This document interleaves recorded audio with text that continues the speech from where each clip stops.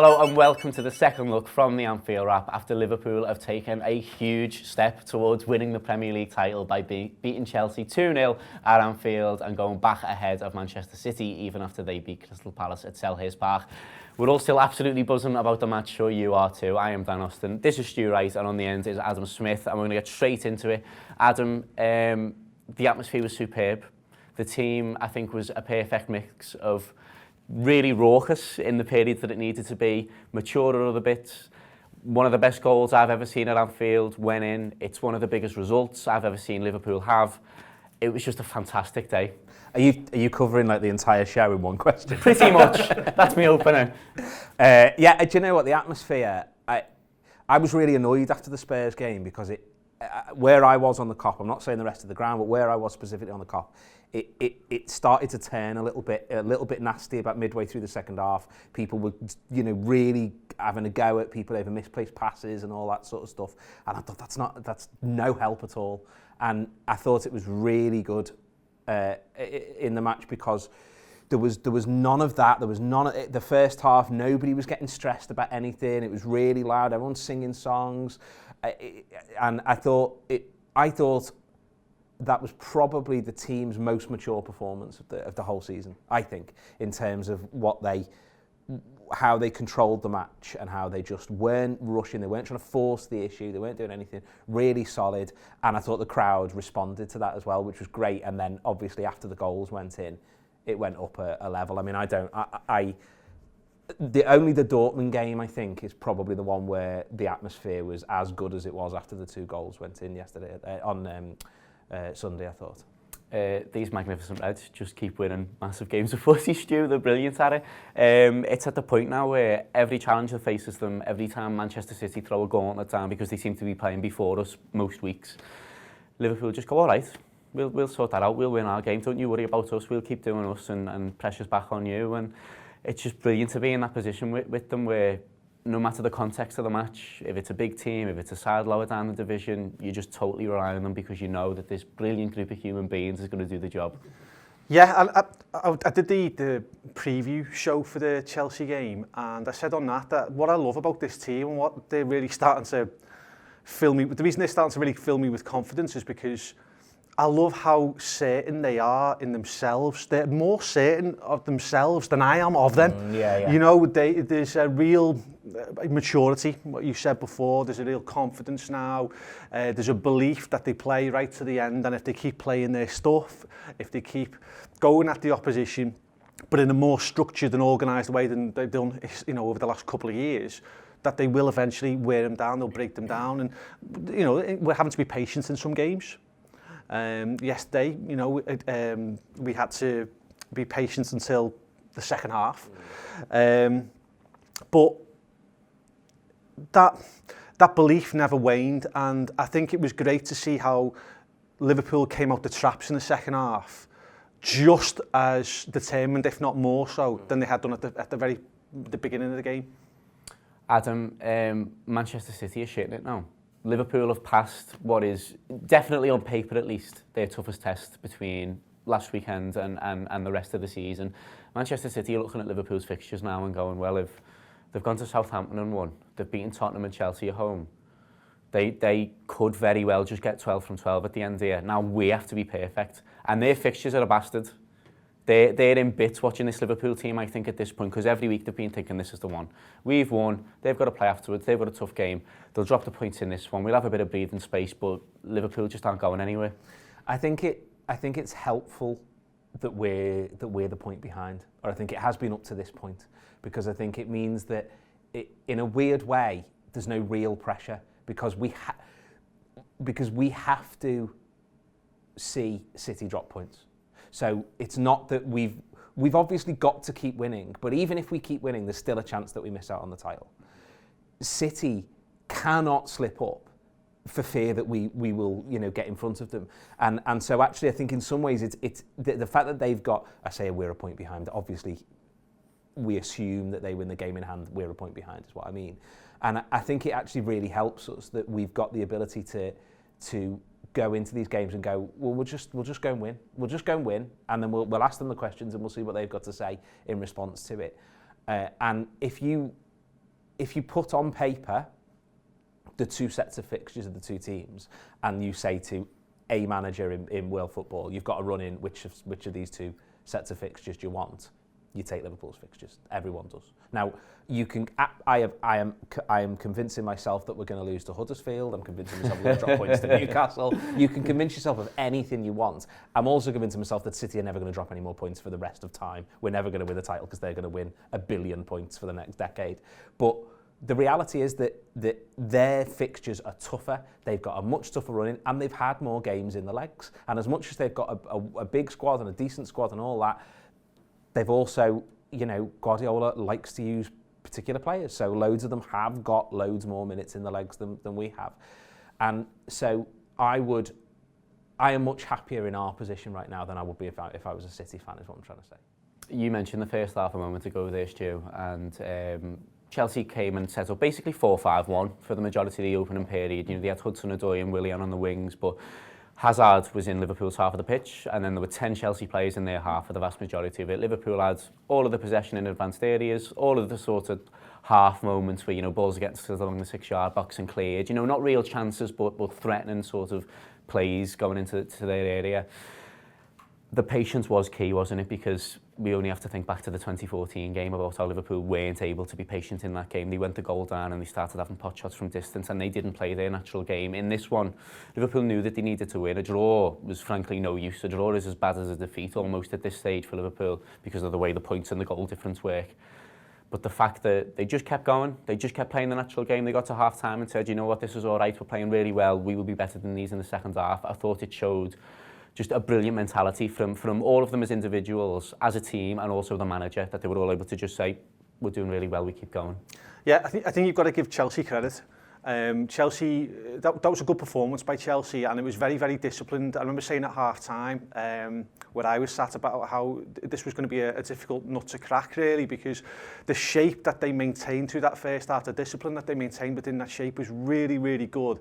And what was noticeable was, when they didn't have the ball, which was the majority of that first half, rather than playing a 1 and a 2 in midfield with Jorginho sitting slightly withdrawn from Kante and Loftus-Cheek, when they didn't have the ball, they were a flat 3. But not only were they a flat 3, they were incredibly tight centrally. They were so compact as a 3 and just killed any central area space. This kind of space that, Firmino will take up, that Salah likes to run into from wide positions, the space that Henderson was trying to attack. And they were outnumbering us. They were picking up the second balls. Time and time again, and they were a danger on the break.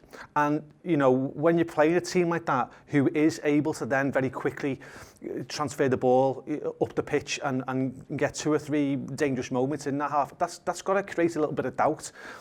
What was massive for Liverpool is at half time, Liverpool didn't respond to that doubt in the typical way that you'd think they would. One of the things that was concerning me in that first half is we weren't getting bodies into the box. There was many a time we were getting crosses into the box, getting to wide areas, and we weren't getting bodies in the box. We weren't committing, and I think there was that doubt there. But at half-time, the manager has clearly responded counter to it the complete opposite way, and has then said, overload it. Overload it, because the difference between first and second half in sheer volume of bodies that we were getting into the box, and it just meant that ultimately that Chelsea were gonna break, they were gonna snap. Unfortunately, it came as early as it did. Adam, it must have been a big team talk. They came out and were so intense because, like we said, they played well in the first half, but it was more patient, it was more probing, it was having the ball in and around the edge of the area, but not necessarily forcing the issue. As soon as they came out for the second half, they had their foot on Chelsea's throat for 15 minutes. Yeah. And it felt like Klopp or someone in that dressing room has said, we can catch these cold here. They're coming back out thinking, yeah, we've kept our shape really well. We've had these sort of at arm's length. They haven't made a brilliant chance yet. We can just keep doing that. And Liverpool went, no, we're making this happen, and we're making it happen now. We're not allowing this to get to 17, it's 0-0, and maybe they can break on us and get one. We're going to win this game before an hour's gone. Yeah, I think also there was... Chelsea had a couple of chances in the first half, didn't they? There were a couple of little breaks, Willian and all that sort of stuff. But But there was never really, we never really felt threatened. There was never a moment in the first half where I was thinking, we're going to concede here. We've had those games where you're standing thinking we're definitely conceding at some point. I don't think we really had that in that first half. So I think there's also the manager's got the ability at half time to say, listen, they've come for a draw. Basically, they've come for a draw and hoping maybe they can hit us on the counter. I think you saw that in the time wasting, for example. You saw that in the team setup, all that. So I think the manager probably said that look, they've come for a draw. Right now, let's go out and really ask them questions and really see, because at the very least, we might be able to try and draw them out a little bit. And like you say, they've really put the foot on the throat from the start of the second half and got themselves to the point where Chelsea just didn't know what to do at all about it. And weirdly, until we were 2-0 up, and then Chelsea decided to play. And that was, the problem for me with the shouts of Hazard's the best player in the Premier League is if that's the case, he's got to do it for 90 minutes, not just when he's been moved out to the side. He's got to do it not just when he fancies it, he's got to do it all the time. And he was incredible for that 5 minutes or so after we scored the second. But before that, he was never in the game. I mean, we didn't let him be in the game because he got booted all around the show, but he wasn't in the game. And and that I think gives the manager the ability to say, look, they're not getting anything from us here, and it gives the players the ability to go, yeah, he's right, let's go for it. Let's see what we can get. Right, that's about all we've got time for part one. We're going to cross to Neil Atkinson now, who as ever has had his tactics board out. He's had a look at how both teams shaped up and changed throughout the match, so here he is with that. Liverpool beat Chelsea 2-0, and a lot of that game was one where it was arguing over territory, arguing over position, certainly in the first half. It was two sides trying to force each other back, and this sums up the average position across the course of the 90. You can see that Liverpool won that battle. They very much did force Chelsea back. They forced Chelsea back with their pace, with the balls over the top, with the threat. Even some of those balls that don't connect, what they do is they mean that the opponent feels as though you've got to drop 5 yards. And Liverpool's midfield ended up playing the game in Chelsea's half rather than the other way around, as you can see from this, really. There's Hudson-Odoi, there's Loftus-Cheek, and here is Hazard to start and Willian, and that's where they did their business on the whole. You could see that Hazard, there was a real attempt to target Liverpool down this side. Firstly, it's where Hazard is at his happiest. Secondly, it's also the idea that you get at Matip and Trent rather than Andy Robertson and Virgil. It's a thing of the way in which that's going at the minute. We're seeing it almost every game, people trying a little bit of that. So yeah, Chelsea were trying to push over onto this side of the pitch, and a few times in those early exchanges, they were dangerous. They pushed Liverpool back, but Liverpool kept coming, kept pressing, kept running at Chelsea. And we end up in a situation where you've got Fabinho here, you've got Henderson here, there's Firmino, and there's Salah, you've got Trent there, Keita there, and Mane there, and Liverpool were this high up the pitch. It's a really playing the game in Chelsea's half. There was only really that 5-minute patch where Chelsea made that happen the other way around and hurt Liverpool repeatedly in that patch, but Liverpool dominated the territory, and by dominating the territory, they dominated the game. They won the midfield battle, the three of them in there, and they forced Chelsea right the way back down the pitch, and Liverpool were able to capitalise in that second 45. Thanks very much to Neil for that, as insightful as ever. We're back now with the lads in the studio, and Stu, we're going to talk about the goals. The first one, I think, it's just so relentless from Liverpool. Chelsea are trying to clear the ball away. Liverpool just simply don't allow them. It's one of those goals that feels like almost through sheer willpower. There's loads of quality about it, but just Liverpool want to score that goal so much, and they want to score the goal more than Chelsea really want to clear the ball, that they just made it happen through the willpower. And I love those kinds of goals where the ball's hanging in the air or it's rolling over the line. One of those where for about 2 or 3 seconds before it goes in, you know it's a goal because it can't be missed. Yeah. And you have this sort of little sort of pre-celebration where you know it's happening and then it hits the net. They're my favourite kinds of goals. Yeah, and it was such a let-off as well when that went in. It was brilliant because we just knew how important that first goal was, and we'd had our chances in the first half, and it just wouldn't go in, and you're just worried, aren't you, about the fates are conspiring against you. You know, they've got it in for us. So when that went in, and I like the way you put it there as well about the willpower, because if I've ever seen a goal that was just sheer force of will, that was it. The touch from the interlinking between Mo and Firmino was great, but the run and chipped cross to the back post from Henderson was just absolutely phenomenal. And I don't know if you saw it, but I loved how much he celebrated on his own. Yeah. He just legged it off on his own, didn't he? And because he knew it. I mean, that was. I think I could have scored that really. I mean, I was made up actually that I was in the 6-yard box. I didn't think we got enough players into the 6-yard box in the first half, so it was great to see. As I was saying before, about us overloading the box. We had plenty of bodies in there. But yeah, you've got to give all the credit, I think, to Jordan Henderson for that. Adam, I need us to move on to the second one, because I think this sort of 10 minutes that we've been doing the show so far is the longest. I haven't talked about the second goal since it happened, to be totally honest with you. I couldn't quite tell in the ground. He scored so many brilliant ones since he's played for Liverpool that I didn't know whether that was one of his best or it mightn't have even been in his top 10. And then I saw the replay back, and I think it might be one of the best goals Anfield's ever seen, quite frankly. The celebration is incredible, because as Stu says, the let-off for the first one was special. But I think the shock of getting a second goal so quickly and the way the goal goes in, that the level of the strike, it just meant that everyone was so taken aback by it. I saw loads of people stood on the chairs in the Kop, just with their mouths hanging open for ages. They simply couldn't believe that it happened. Everyone was diving all over me. I think there were too many people in the row, because everyone had dived into it from the first one and didn't manage to get back in the 2 minutes. My fingers ended up in someone's mouth somehow. Someone was on top of me, and I felt some teeth. And I don't know how that happened. I don't know who it was. If it was you and you're watching, I apologise. But it's just those kinds of things that you absolutely live for, don't you? Where it's sheer delirium. No one really understands what's happened, but you're just absolutely revelling in this pure joy altogether. It was, I think, it was interesting. I was watching Match of the Day last night, and they were interviewing Raheem Sterling, and said, maybe at the start of your career you might have been put off by missing a chance, and maybe that would have affected you for the rest of the match. It hasn't affected you now.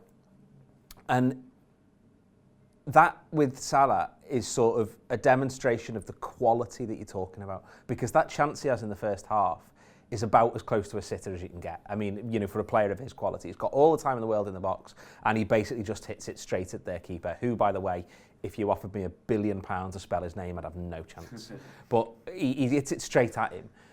Then, and that was a simple chance right in front of goal. This one, outside the area, he's got a defender right next to him, loads of defenders in front of him. The world's most expensive goalkeeper is who he's up against. And he does that like it's nothing, like it was absolutely nothing. And it just went off like anything next to me. Obviously, everybody was everywhere. My glasses got knocked on the floor. I was trying to pick them up, but people were landing on top of me. The bloke next to me, I looked up, he had a big gash in his head and blood like pouring down it. Basically looked like Terry Butcher. Honestly, it was absolutely bonkers. And then for like the next 10, 15 minutes, the bloke next to me on the other side just kept smacking me in the head every now and again, just going, yes! I was like, stop hitting me in the head. But it was just that sort of, I don't know what to do with my arms, like that kind of insane, it just went off. It is the sort of thing, it's funny that it was on the same day as the Dortmund game, wasn't it? And I think it's funny that, or the date I should say, the Dortmund game is the only one I can compare it to in terms of people not knowing what to do. Because in the Dortmund game, after we'd gone ahead, the fella in the row behind me just had his top off. And he was like maybe 65. And he'd just taken his top off because he was like, I don't know what to do. So he was just stood there with no top. And it was a bit nippy that night as well, but he was just stood there, no top. But it was just that sort of, this unbridled passion and joy of, I've got nothing here. I'm just gonna stick my hand in somebody's mouth. It's the way I'm going to celebrate every goal from now until the end of the season. Stu, he had quite a few weeks in February, March, Mo Salah. But the last 3 games for me, this, Southampton and Tottenham, have been a reminder of what a footballer he is. And I think it's at the point now where he's genuinely one of the finest players that the 21st century has seen. I don't think that's an exaggeration. He's up there as one of the best in world football right now. He's probably the 3rd best after the 2 best ones that have ever played the game. If you go back and look at players like Henry and Ronaldo and Rivaldo and people like that, he's just as good as them. I've got statistics from his performance yesterday because I thought he was incredible. He scores the brilliant goal. He also makes 4 key passes in the match to set up chances. That's more than anyone else on the pitch. He has 5 shots. That's more than anyone else on the pitch. He scores the brilliant goal. his agent posts that shut the fuck up photo afterwards. You know, there's obviously a lot of context around it being Chelsea and what had gone on in the week with that video and stuff. It feels like in the past few weeks, all of his performances have been just a big fuck you to various people, to people who doubted him in that patch where he wasn't scoring the goals, to the supporters of Chelsea who'd sang that song in the week, and he's back on the kind of form that to me just means he is one of the best ever. Yeah, it feels like we've been waiting for that goal really all season. To me, because we've seen plenty of times where he has cut inside and he's tried that from outside the box, and the difference is this year he's got 3 men on him at all times, so it's been very, very difficult for him, but for it to happen in that game with that context around it and the manner in which it did, to give us that breathing space after the first goal, it was something else. And it was interesting that the manager, when he was going through the 9-game ban and spell, the manager spoke about just how important it was that Mo carried on doing what he was doing and kept working hard, and he did. And his performances were never substandard in any of the games that I went to. During that period, it just wasn't coming off on him, and you could see the frustration was eating away at him. But he kept going and he kept going. And I know the Tottenham goal hasn't been credited to him, but I think that actually did help him just shake some of that off really, and release some frustration, because I don't think necessarily he scores the goal at Southampton without having done that.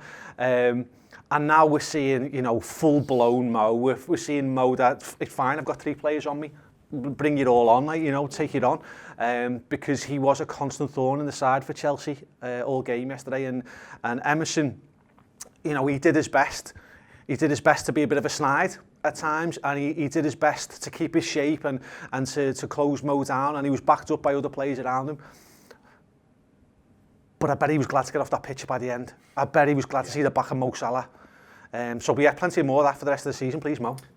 Adam, after we go 2-0 up, or I suppose, while we're scoring the goals, the match goes absolutely insane. In the sort of 5 minutes probably after Salah scores that goal, Chelsea get in about 15 times somehow. Eden Hazard has 2 brilliant chances that in a normal season at Anfield he scores, because he always has the game of his life, but he had an off day yesterday, and that's the kind of thing that makes you think maybe this is just going to happen for us.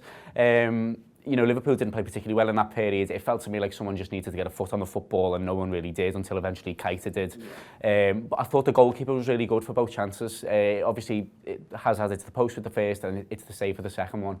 But I think for both, he makes himself huge. And he's just got this presence about him where I think when someone has a chance up against him, they think, he's going to be hard to beat. I've got to be really precise with this finish. So Hazard hits the post because he's thinking, I've got to be perfect. And that's such a big difference from the goalkeepers that we've seen across the past sort of 6 to 7 years. Yeah, I think it was always a thing with De Gea, wasn't it? Where I was sick to the back teeth of seeing our players feel like they had to hit a postage stamp against De Gea, because if they didn't, they wouldn't be able to score. So whereas with our lads, they basically thought if we get this on target, there's a good chance it's going to be a goal. When with previous goalkeepers that we've had basically since peak Reina.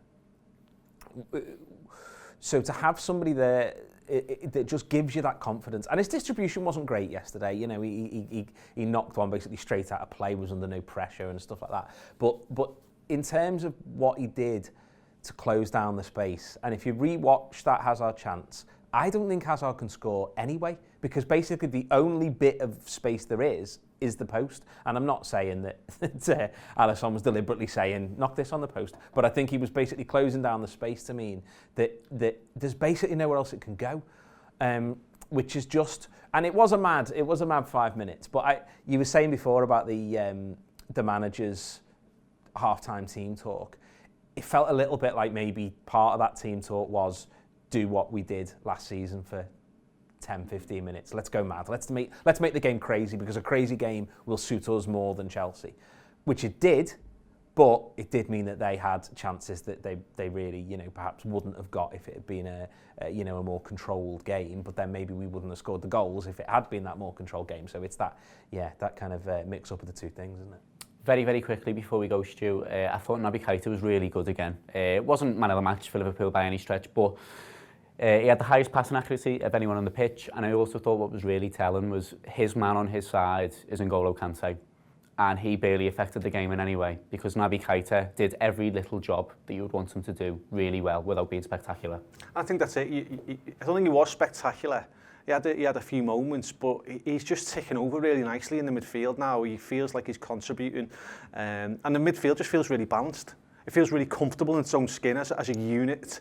But how great was it as well, though, to when we needed to, when it was becoming a very, very different kind of game. How great was it to have those options on a bench for midfield as well? Absolutely. I mean, it was great. It was so mature to be able to bring them on and change it. But one of the things that I really liked about Keita, and I think it shows his increased confidence at the club now, was when the game was getting a bit crazy and we needed someone to put the foot on the ball. I don't think I've ever seen someone more obviously put the foot on the ball and tell people to calm down in my life. I think I celebrated it just as much as the second goal, to be honest. He somehow managed to put his foot on the ball and simultaneously do a step over and calm everyone down as well. I don't know how he did all that, but it was great.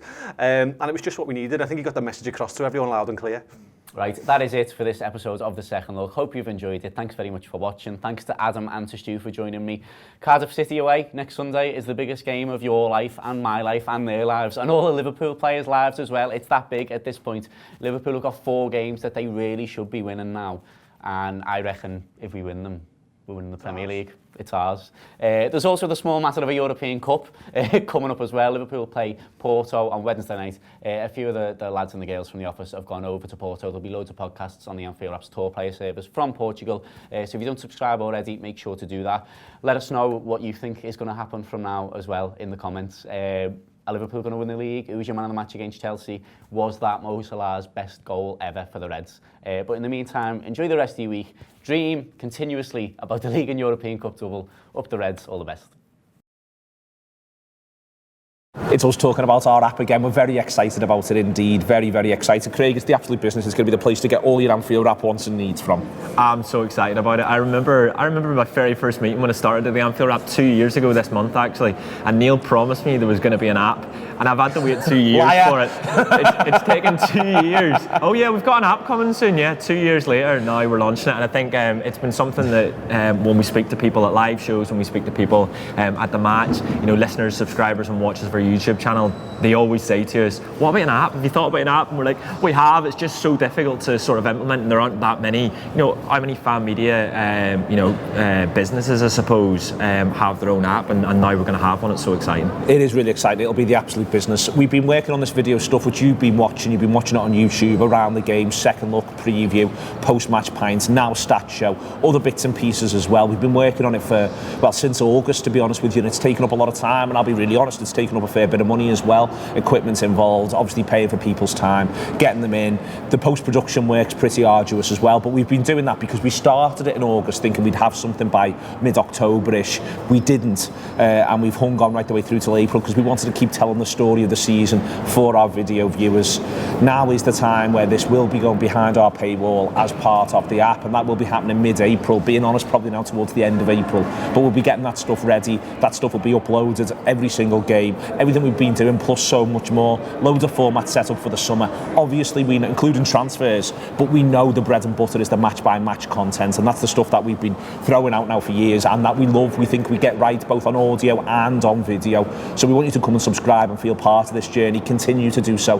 Download the app, have a little look at it and work out what payment level is for you. It's 577 and 10, Craig. 5 for existing audio subscribers who just want to have a few fewer shows. We're keeping that as an option for them, but then it is £7 audio, 7 video and 10 for both. Yeah, exactly. Yeah, I think one of the reasons why we've gone for the different pricing tiers is so that there's an option for everyone. So if you decide that maybe the free video is only for you and you don't want to pay for content, you've got Talking Reds for free every day. You've got 2 free podcasts a week, and then you've obviously got the 7, the 7 and 10, the 10 for all of our content, both video and audio. I think like one of the things that when you speak to people is they don't realise just how much work and time and resource goes into the creation of video. They maybe just think it's setting up a camera and us us speaking to it, but really it's the equipment, it's the booking people for shows, it's the time that it takes to get to locations, using locations, upload it to you know, the post production, the editing, and everything around that, and that's one of the main reasons why we're doing this. But we also want to be more ambitious with the video, so we've been talking about some documentary style stuff that we want to do more of, more stuff out on location, more stuff out and about, more stuff telling the story of the city of Liverpool as well as telling the story of Liverpool Football Club via video. It's something we think we do brilliantly through audio. We want to be able to use Liverpool as a bit of a canvas and cut loose, to be honest with you. So we want you to come with us on that if you can. It'd be absolutely brilliant, and as I say, it's something we're going to grow and develop. And so far, what's been just fantastic, to be honest with you, is so many people who watch and listen to the Anfield Wrap, whether they subscribe or not, have been part of the journey. We want you to keep coming on this journey with us. Download the app, go from there. Thank you very much for listening. Thank you very much for watching. This is the Anfield Wrap from the heart of the city.